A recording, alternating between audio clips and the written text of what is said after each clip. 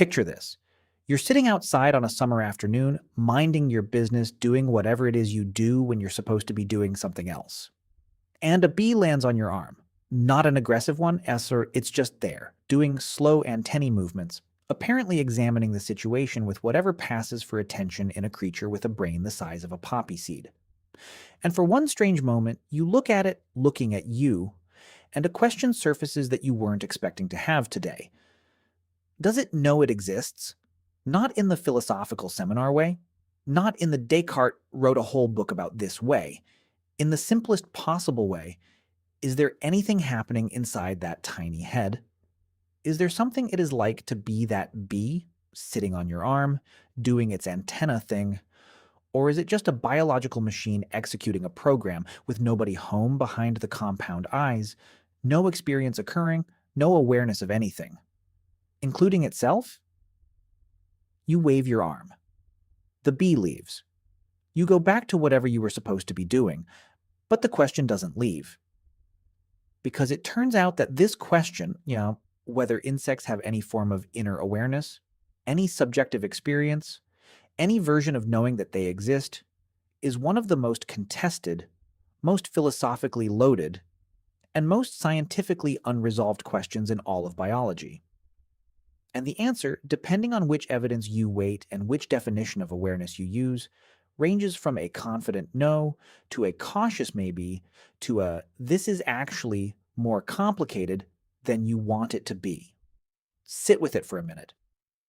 Because the bee question leads somewhere genuinely interesting. Before the insect-specific evidence gets examined, the concept of awareness itself needs unpacking because the word is doing an enormous amount of work and most of it is hidden. Awareness, in the most expansive philosophical sense, refers to subjective conscious experience. The idea that there is something it is like to be a particular organism. The philosopher Thomas Nagel articulated this most famously in his essay about bats, asking whether there is something it is like to be a bat, some inner experiential quality to echolocation and bat existence that is fundamentally inaccessible to human introspection, regardless of how much we learn about bat neuroscience. The question he was asking applies to every non-human animal, and most acutely to the animals most distant from us. What, if anything, is happening in there? Self-awareness is a more specific concept, not merely the presence of experience, but the capacity to represent oneself as a distinct entity in the world, to have some kind of model of one's own existence as a being separate from other things. The mirror test, developed by psychologist Gordon Gallup Jr., attempts to operationalize this by exposing animals to their own reflection and checking whether they recognize it as themselves. Great apes, elephants, dolphins, magpies, and cleaner wrassafish have passed various versions of this test.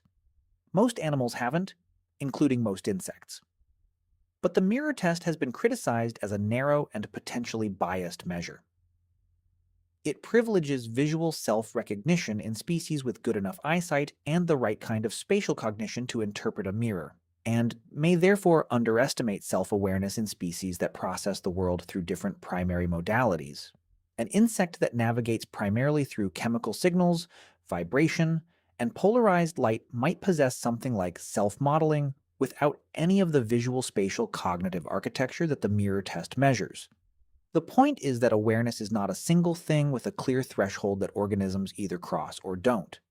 It is almost certainly a multidimensional space of different capacities: perception, attention, representation, self-modeling, metacognition, that different animals possess to different degrees along different dimensions. The question, are insects aware, may be unanswerable in the simple yes or no form it's usually asked. Not because the science is insufficient, but because the question is framed in a way that assumes a binary where biology offers a spectrum. Start with what insect nervous systems can actually do, because the capabilities are considerably more surprising than the size of the brain suggests they should be. The honeybee brain contains approximately 1 million neurons. The human brain contains approximately 86 billion. If neuron count were the primary determinant of cognitive complexity, bee cognition would be vanishingly simple, about 100,000th of human capacity. But neuron count is a crude measure of cognitive potential, and what bee brains actually accomplish with their million neurons has been the subject of research that keeps producing results that researchers describe with barely contained scientific excitement as unexpected.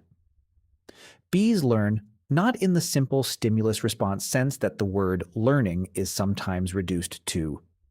They learn in ways that require forming internal representations of the world that generalize beyond the specific training context. Bees trained to identify specific floral patterns can transfer that pattern recognition to novel contexts with different colors, sizes, and orientations.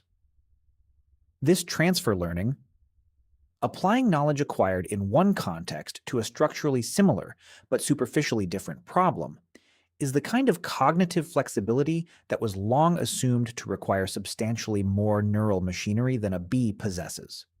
Bees count at least up to about 5.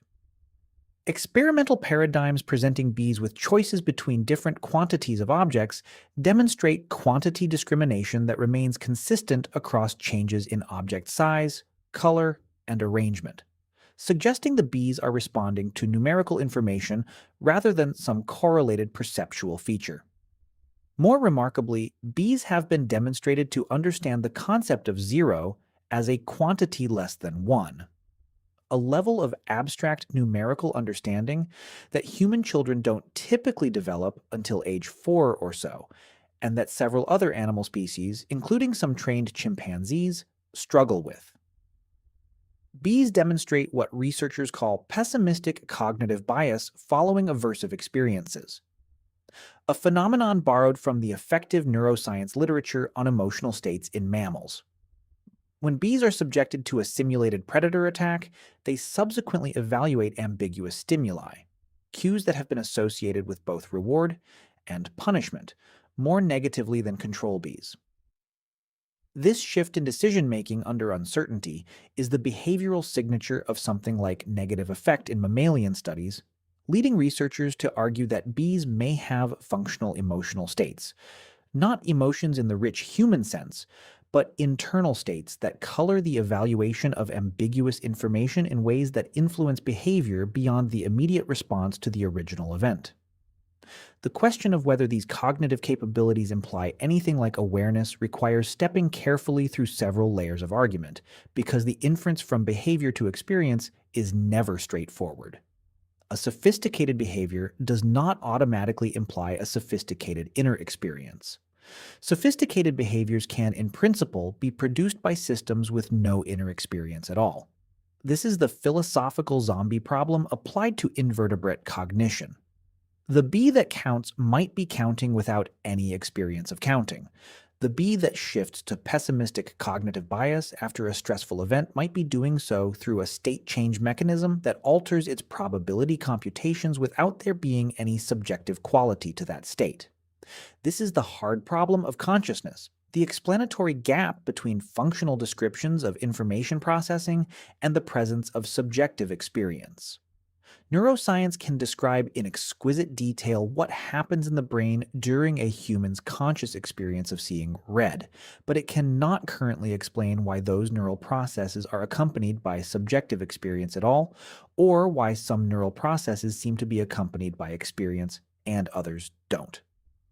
Until that gap is bridged for the case where we're most confident experience exists, in humans, inferring its presence or absence in radically different neural architectures is philosophically fraught. Some researchers adopt what's called the neural correlates approach, looking for the specific brain structures or activity patterns most strongly associated with consciousness in humans and asking whether insects have anything analogous. The problem with this approach is that it risks being mammal-centric in the same way that the mirror test is, defining consciousness in terms of the specific neural architecture that produces it in the best studied case, then concluding that anything with different architecture lacks it. Others adopt a more functionalist approach. If a system processes information in ways that perform the functions we associate with consciousness, integrating information, generating flexible behavior, maintaining a model of the organism's own state and position, It may have some form of consciousness regardless of the specific implementation. This approach is more theoretically inclusive, but risks finding consciousness almost everywhere if the functional criteria aren't carefully specified. By the way, if you want to go even deeper into the secret lives of ancient humans, I just launched a full course called The Secret Lives of Ancient Humans. 10 modules, 3+ hours of content covering everything we never talk about on YouTube. What they feared, how they communicated, what hunted them, and much more. Plus an exclusive PDF guide included. Link in the description. See you inside. The specific neural structures of insect brains that are most relevant to the awareness question have been identified through decades of comparative neuroscience, and two regions deserve particular attention: the central complex and the mushroom bodies. The central complex is a group of neuropils sitting at the center of the insect brain. Anatomically conserved across almost all insects studied, performing integration functions related to navigation, motor control, and the internal representation of the animal's position in space. It's been called the insect equivalent of a navigation computer, but recent research suggests its functions extend significantly beyond navigation. The central complex appears to be involved in integrating information from multiple sensory modalities, maintaining internal representations that update based on the animal's own movement and the environmental context, and making decisions about action under conditions of sensory conflict or ambiguity. This last function, decision-making under ambiguity with reference to an internal state, is the kind of computation that, in vertebrate neuroscience, is associated with prefrontal function and the higher-order processes most linked to conscious experience. The anatomical and functional parallels between the insect central complex and certain vertebrate brain structures have led several prominent neuroscientists, including the late Seymour Benzer and, more recently, Andrew Barron and Colin Klein, to argue that the central complex may support something like a basic capacity for subjective experience, a minimal self-modeling that represents the organism's own position and state in a way that constitutes the most basic form of what we mean by awareness. The mushroom bodies are the paired structures most strongly associated with learning and memory in insects. They receive input from multiple sensory modalities, integrate that information, and participate in the kind of associative learning that bee cognition research has documented so extensively. The mushroom bodies are notably enlarged in species that demonstrate the most complex cognitive behaviors: social insects, insects with flexible foraging strategies, insects that navigate complex environments. The scaling of mushroom body size with behavioral complexity suggests these structures are limiting factors in insect cognitive capacity, and in the most cognitively sophisticated insects, they approach levels of relative elaboration that give comparative neuroscientists pause. Insect pain, or more carefully, insect nociception, and the question of whether it involves anything like suffering, is another thread in the awareness question that has seen significant research attention. Nociception is the detection of damaging stimuli by sensory neurons, a basic function present in essentially all animals with nervous systems. Nociception doesn't by itself imply subjective experience. A simple withdrawal reflex to a noxious stimulus could in principle be entirely automatic with no suffering involved. The question is whether insect responses to damaging stimuli involve anything beyond the immediate reflexive response. Research on insects suggests that damage responses in at least some species involve more than simple reflexes. Injured insects show prolonged behavioral changes beyond the immediate withdrawal: altered locomotion, reduced feeding, changes in activity patterns that persist after the immediate stimulus has ended. They show what's called hyperalgesia, heightened sensitivity in the area of damage, a phenomenon that in vertebrate biology is associated with the sensitization of nociceptive pathways and contributes to the subjective experience of pain as an ongoing state. And critically, insects can prioritize escape from noxious stimuli over other behavioral imperatives in ways that suggest the noxious stimulus is generating an aversive motivational state, not just a reflexive response. Fruit flies with damaged legs show a generalized reduction in grooming and exploratory behavior that isn't explained by the mechanical effects of the injury. suggesting that the injury produces something like a malaise state that affects behavior broadly. The physiological and pharmacological mechanisms involved show some parallels to vertebrate pain processing, including the involvement of nociceptive sensory neurons with similar molecular characteristics to vertebrate pain fibers.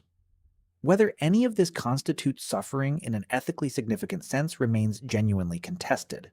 But the evidence is sufficient that researchers who study insect cognition have largely abandoned the confident position that insects cannot suffer, replacing it with appropriate uncertainty. Self-modeling, the capacity to maintain a representation of oneself as a distinct entity in the world, is a form of awareness more specific than simple experience, and evidence related to it in insects is among the most surprising to emerge from recent research. Insects demonstrate proprioception, the sense of the body's own position and movement, with sophistication sufficient to support complex behaviors like walking on uneven terrain, grooming specific body parts with other body parts, and adjusting the force of leg movements based on the weight being carried. These behaviors require the nervous system to maintain a continuous representation of the body's current state and to use that representation to calibrate ongoing movement. This is not the same as the reflective self-awareness of knowing that you exist, but it is a form of self-modeling in the literal sense, a model of the self's physical state that guides behavior. More interesting are findings suggesting that some insects can distinguish their own leg movements from externally imposed leg movements, a basic form of agency detection. The capacity to recognize which movements are produced by oneself and which are caused by external forces. This distinction between self-generated and externally generated movement is foundational to any more elaborate form of self-awareness and suggests that the insect nervous system maintains a representation of expected self-movement against which actual movement is compared. Octopuses aren't insects, but research on octopus cognition is relevant here because it demonstrates how profoundly misleading evolutionary distance can be as a guide to cognitive complexity. Octopuses have radically different neural architectures from vertebrates. Most of their neurons are in their arms rather than their central brain. Yet they demonstrate problem solving, play behavior, individual personalities, and possibly something like dreaming. The evolution of complex cognition in a lineage so distant from vertebrates demonstrates that sophisticated neural computation and possibly experience can emerge through very different architectural routes. Insects, while less studied and less obviously sophisticated than octopuses, inhabit the same conceptual space. Animals whose neural architectures are so different from vertebrates that inferring cognitive capacity from structural similarity to mammalian brains is not reliable. The philosophical stakes of the insect awareness question extend beyond pure scientific curiosity into ethics and into the foundational questions of what consciousness is and how it can be detected. If insects have any form of subjective experience, if there is something it is like to be a bee foraging or a cockroach fleeing danger or a butterfly navigating migration, then the sheer number of insects on Earth makes the moral implications staggering. Current estimates suggest there are approximately 10 quintillion individual insects alive at any given time, 10 followed by 18 zeros. If each of those individuals has even a minimal form of experience, the total amount of experience occurring in insects vastly exceeds the total amount occurring in all vertebrates combined, including all humans. The insect pesticide industry kills insects in quantities so large they're difficult to conceive of. If insects experience anything, those numbers are not ethically trivial. This isn't an argument for any particular position on insect moral status. Reasonable people, examining the same evidence, reach different conclusions. It is an argument for taking the question seriously, rather than dismissing it reflexively, because the consequences of being wrong in one direction are ethically enormous. The broader philosophical implication is about the nature of consciousness itself. The dominant models of consciousness in contemporary philosophy and neuroscience are developed primarily from the human case, and extended cautiously to other mammals and birds. If consciousness or awareness is present in anything like a meaningful form in insects, animals with neural architectures radically different from vertebrates, with bodies radically different from any vertebrate plan, with evolutionary histories entirely distinct from the vertebrate lineage for over 500 million years, then whatever consciousness is, It is far more architecturally flexible than current theories typically assume. That flexibility would suggest that consciousness is not tied to specific neural structures that vertebrate evolution happened to produce, but is instead a functional property that can emerge from multiple different computational and architectural implementations. This would have implications not just for animal cognition, but for thinking about consciousness in artificial systems, in potential extraterrestrial life forms, and in our understanding of the phenomenon itself. Where does the current scientific consensus actually sit? More accurately, where does the responsible description of an ongoing scientific conversation sit? Because consensus is too strong a word for a question this contested? The most defensible summary is something like: insects have the neural substrates and behavioral evidence for basic forms of attention, affect, and possibly minimal self modeling. Whether any of this is accompanied by subjective experience in any philosophically meaningful sense is not currently determinable with available methods. The confident position that insects definitely have no inner experience is not scientifically warranted. The confident position that they definitely do is equally unwarranted. The honest position is calibrated uncertainty, weighted toward taking the possibility of insect experience seriously enough to investigate it rigorously and consider its implications carefully. Several prominent researchers, including Barron and Klein, whose 2016 paper arguing for the possibility of insect consciousness generated significant discussion, have argued that the central complex provides sufficient neural machinery for what they call a basic capacity for subjective experience. A capacity to represent a point of view from which the world is experienced without necessarily implying the rich emotional and reflective experience of human consciousness. They explicitly describe this as the minimal version of what consciousness might be, the threshold case, rather than the full elaboration.